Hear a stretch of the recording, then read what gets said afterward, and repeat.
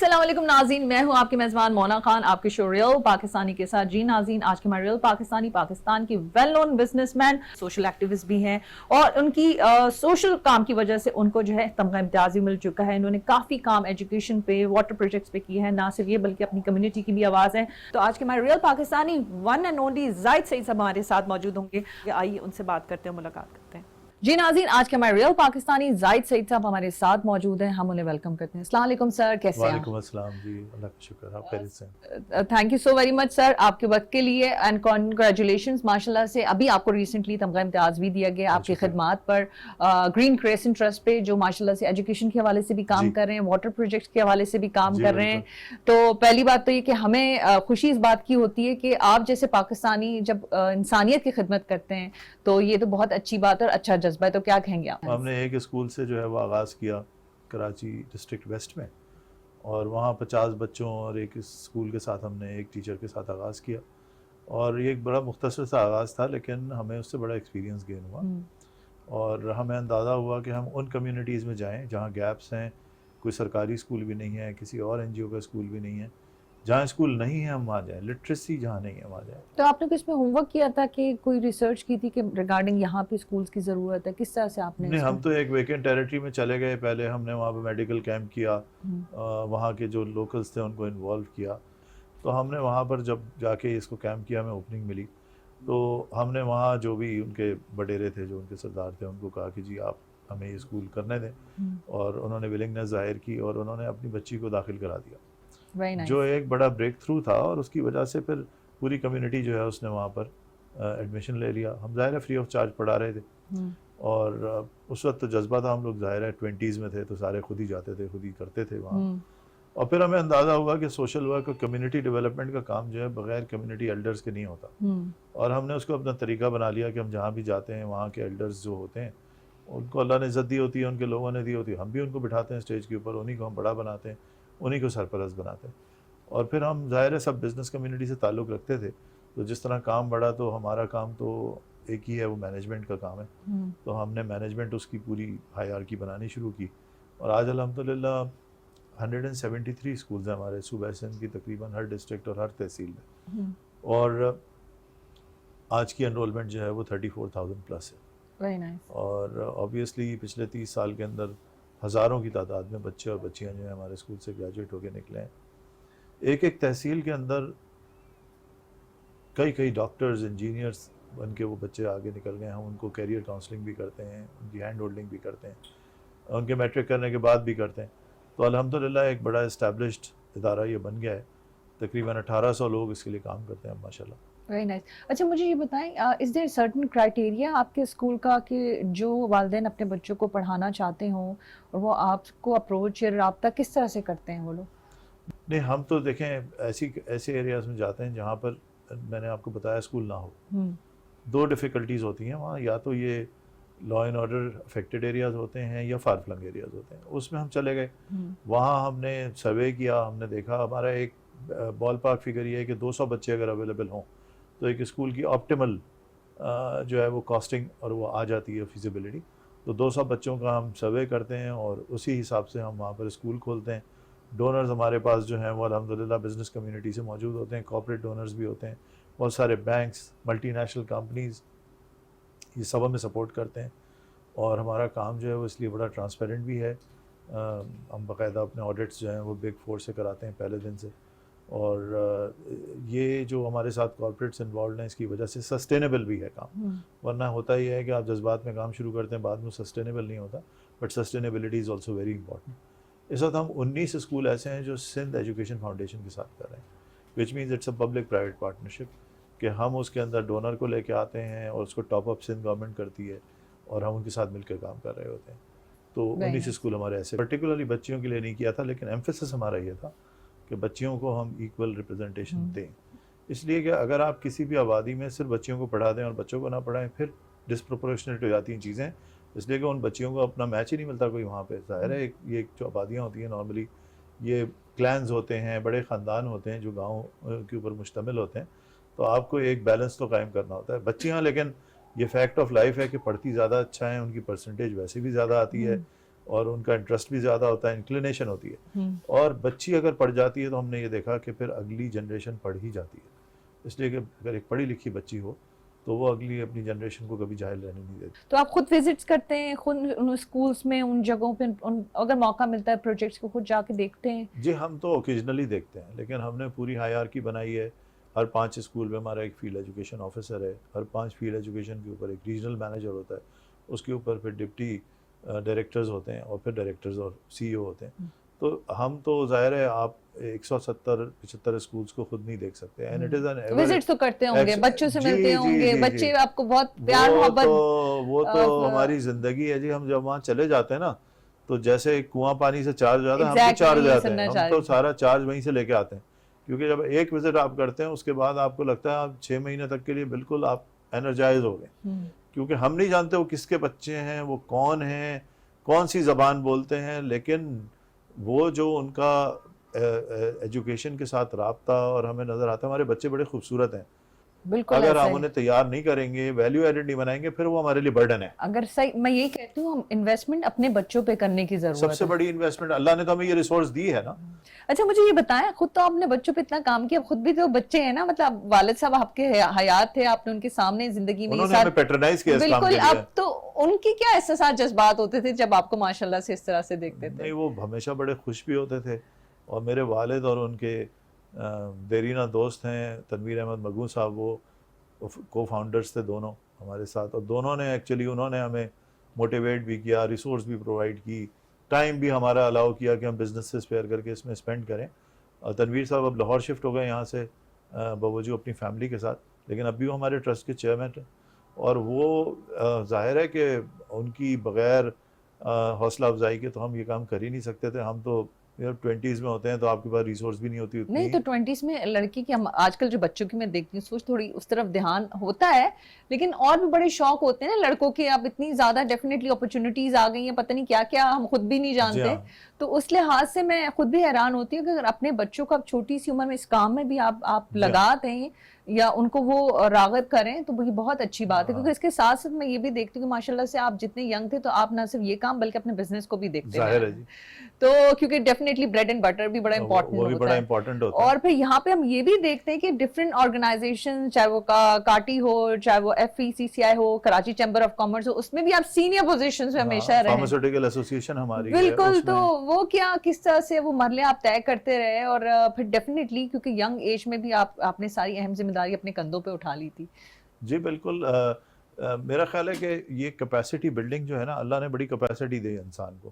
ہم خود اپنے آپ کو جو ہے وہ پیچھے ہٹا لیتے ہیں, جب اپنے آپ کو آپ ایکسپوز کرتے ہیں تو راستے بھی نکلتے ہیں, اور سنسیریٹی ہو تو اللہ تعالیٰ راستے بھی نکالتے ہیں. اور دوسرا یہ کہ انسان کی کیپیسٹی خود بھی بلڈ ہوتی ہے, اسے نہیں پتہ ہوتا اس کے اندر کتنی کیپیسٹی ہے, لیکن پھر آپ ملٹی ٹاسکنگ کرنا شروع کر دیتے ہیں, پھر آپ یہ بھی کر رہے ہوتے ہیں وہ بھی کر رہے ہوتے ہیں. It is all about management actually. مزید بھی اگر اچھا نہیں, بیچ میں ایک یہ سوال بھی کرنا چاہوں گی, عام طور پہ لوگ شکایت کرتے ہیں اپنے سسٹم سے, گورنمنٹ سے, تو آپ کو اس طرح کی کوئی پرابلم, کوئی ہرڈلز یا چیلنجز؟ سندھ حکومت کا ایک ادارہ ہے SEF, اسی طرح پنجاب میں PEF ہے, پنجاب ایجوکیشن فاؤنڈیشن. ہمارے یہاں SEF ایجوکیشن فاؤنڈیشن. یہ بڑے الگ ادارے ہیں اور بڑے اچھے ادارے ہیں, اور ان کو ایجوکیشن ڈپارٹمنٹ سے ہٹ کر کے ایک الگ ڈگر کے اوپر اسٹیبلش کرنے کی کوئی ریزن ہے کہ گورنمنٹ کو یہ ریئلائزیشن ہوئی کہ ہم مینیج اتنا اچھا نہیں کر سکتے, اگر ہم کسی پرائیویٹ پبلک پارٹنرشپ میں چلے جائیں NGOs کے ساتھ تو ہم زیادہ اچھا کر سکتے ہیں. اڈاپٹ اسکول کا پورا ایک ماڈل بنا اور ہم نے اسی کے تحت اڈاپٹ کیے ہیں.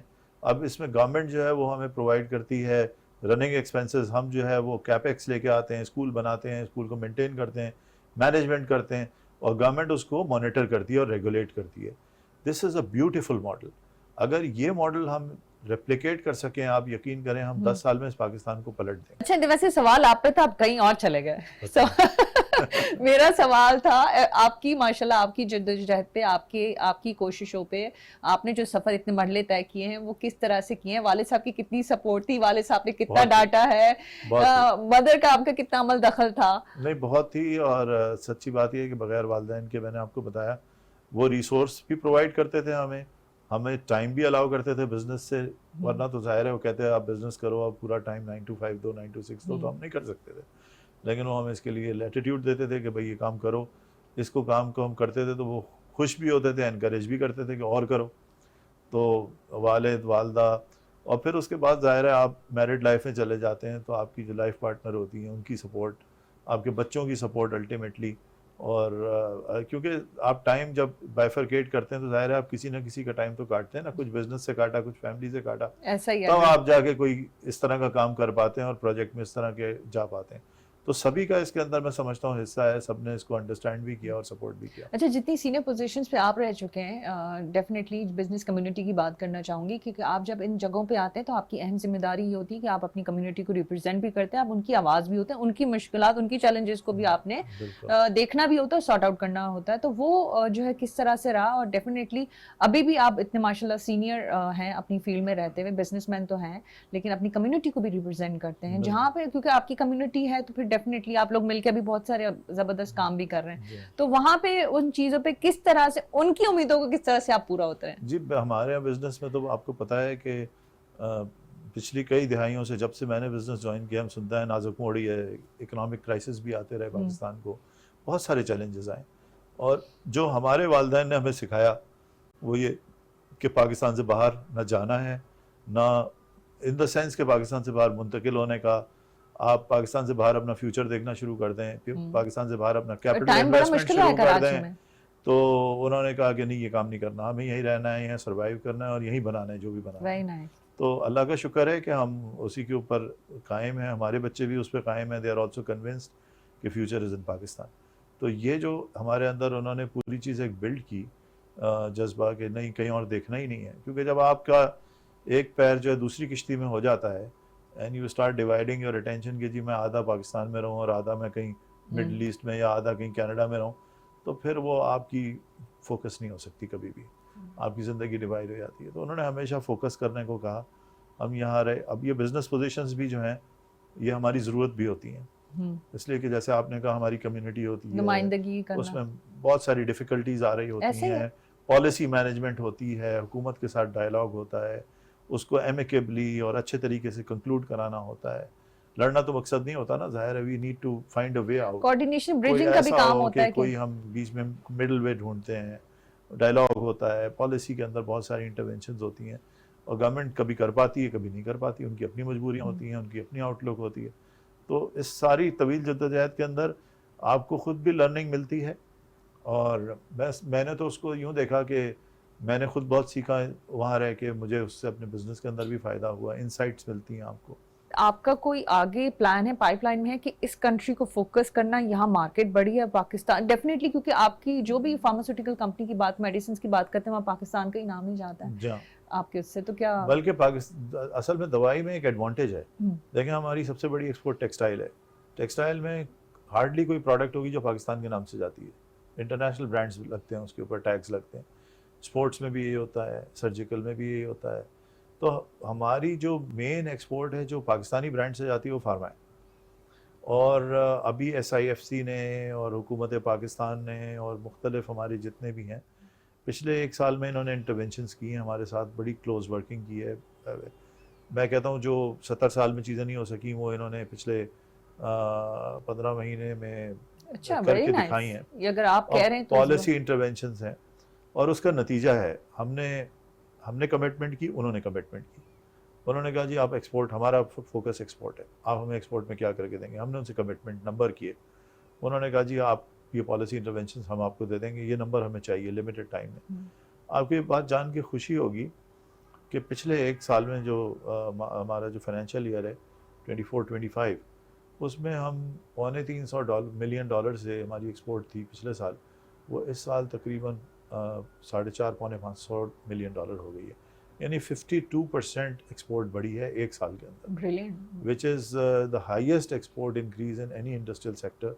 اور ہم نے اس دفعہ سرجیکل کو پیچھے چھوڑ دیا, چند مہینوں میں ہم اسپورٹس کو بھی چھوڑ دیں گے, تو شاید ہم نمبر 3 پہ چلے جائیں گے, اور 1.5 سال سے 2 سال کے اندر we can be number 2 in exports. ماشاء اللہ. اچھا یہ جو میرے تھا کہ آپ کون سی کنٹری, پورے سیکٹر کی بات کر رہا ہوں, اور ابھی آپ کون سی کنٹریز پہ آپ ایکسپورٹ, ہماری جو پاکستان سے ایکسپورٹس ہیں وہ افریقہ ہے, مڈل ایسٹ ہے, اور اس کے علاوہ ہماری میجر ایکسپورٹ ہو رہی ہیں فار ایسٹ میں, یہ جو سارا Vietnam, Cambodia, فلپینز, Sri Lanka, Myanmar, یہ پورا جو فار ایسٹ کا ریجن ہے, اور یہ گروئنگ ریجن ہے. اور یہاں بڑی اچھی ایکسپورٹس پاکستان کی گرو کر رہی ہیں.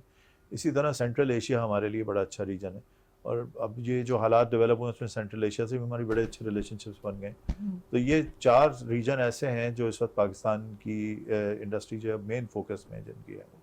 اور آپ کیا سمجھتے ہیں کہ کون سے ایریا سے جن کو کور کیا جا سکتا ہے کہ وہاں پہ جو ہماری جو میڈیسن ہے وہاں تک پہنچ سکتی ہے اگر اس پہ کام کیا جائے؟ دیکھیں 4 ریجن جو میں نے آپ کو بتایا نا, یہاں ہم کر رہے ہیں, ابھی میں نے آپ کو بتایا $450 ملین کی ایکسپورٹ, یہ تو $4.5 ارب کی بھی ہو سکتی ہے انہی ریجنز میں. اچھا, اس کو ہی فوکس کریں, اور افریقہ کے 35-40 ملک ہیں, اس کے اندر سے پاکستان میں ہارڈلی 15 سے 20 ملکوں میں جاری ہے, وہ بھی ابھی لمیٹڈ ہے, بگننگ ہے, شروع ہے.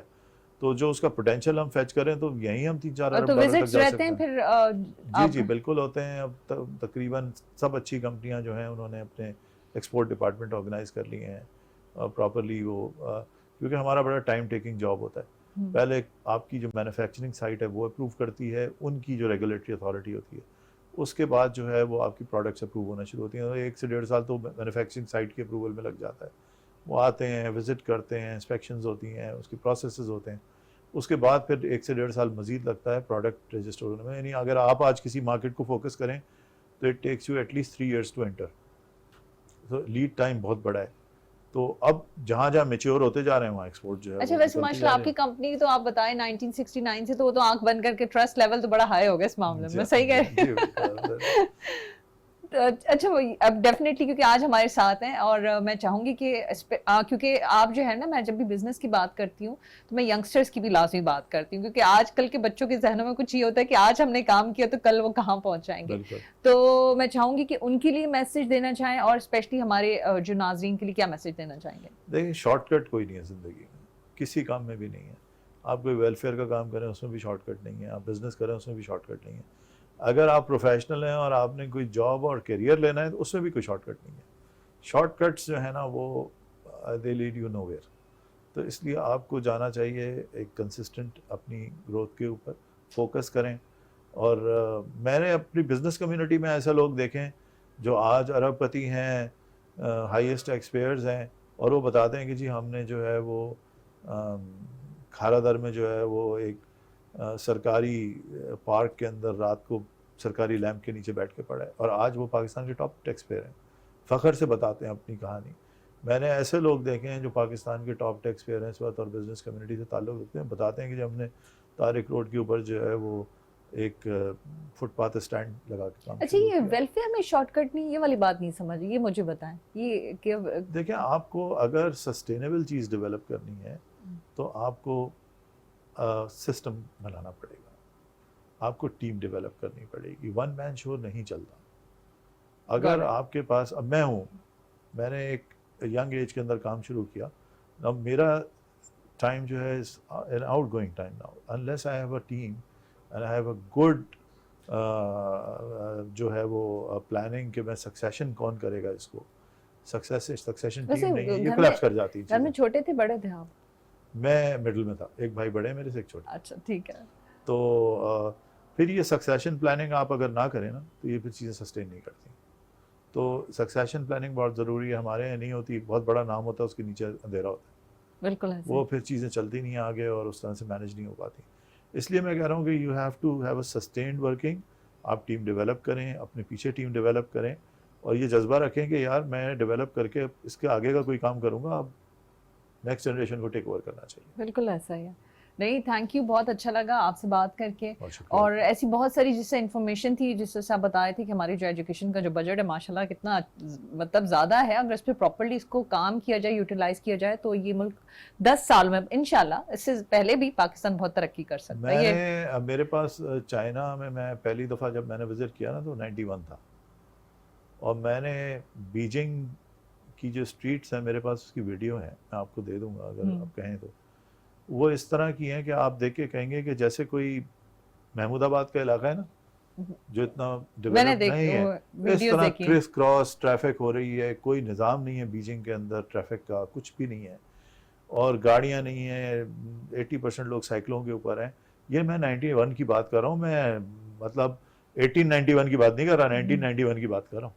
اور اس کے بعد 2001 میں China was a super power, اور سارا جو کام ہوا ہے وہ ایجوکیشن پہ ہوتا ہے. بالکل ایسا ہی, اور انشاءاللہ تعالی ہم سب مل کے پاکستان کو آگے لے ہم کے بھی جائیں بن گے. سکتے ہیں جی انشاءاللہ. ضرور ضرور, بالکل ایسے, اور ہم سب نے مل کے کام کرنی, ایک کی ذمہ داری نہیں ہے. بہت شکریہ آپ کے وقت کے لیے. وی وش یو گڈ لک. ہماری بہت سی دعائیں. جی ناظرین, یہ تھے ریل پاکستانی زاہد سعید صاحب, اور آپ نے ان کی گفتگو سنی, اور آپ نے ان کی باتوں میں یہ بھی سنا ہوگا جو بڑے زبردست یہ شیئر بھی کر رہے تھے کہ ایسے ایسے بزنس مین گزرے ہیں جنہوں نے اپنی جو راتیں سوتے جو تھے وہ سڑکوں پہ سوتے تھے, اور آج ماشاءاللہ بہت کامیاب بزنس مین ہیں. انہوں نے صبر کیا, انہوں نے ہمت کی, انہوں نے اسٹرگل کی, انہوں نے یہ بھی کر کے دکھایا کہ اگر آج کچھ نہیں ہے تو اگر محنت اور لگن سے وہ بہت کچھ کر بھی سکتے ہیں, نہ صرف اپنے لیے, اپنے ملک پاکستان کے لیے. اسی بات کے ساتھ اپنا بہت خیال رکھیں. مجھے مونا خان کو اجازت دیں. پاکستان زندہ باد.